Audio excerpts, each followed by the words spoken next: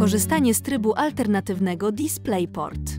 PolyStudio G9 Plus posiada złącze USB-C w trybie alternatywnym DisplayPort, pozwalając, aby ten sam port przesyłał obraz, dźwięk, dane i zasilanie.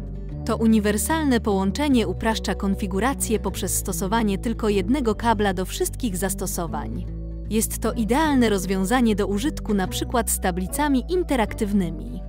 Przed rozpoczęciem upewnij się, że komputer HP G9 Mini Conferencyn jest już podłączony do sieci Ethernet, zasilania i urządzenia PolyTC10 Dev.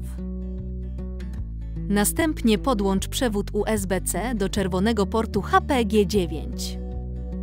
Podłącz drugi koniec do interaktywnej tablicy lub innego urządzenia zgodnego z trybem alternatywnym.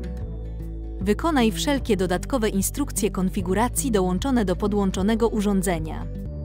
Po ukończeniu całej konfiguracji możesz cieszyć się bezproblemowym i wielofunkcyjnym połączeniem w trybie alternatywnym DisplayPort.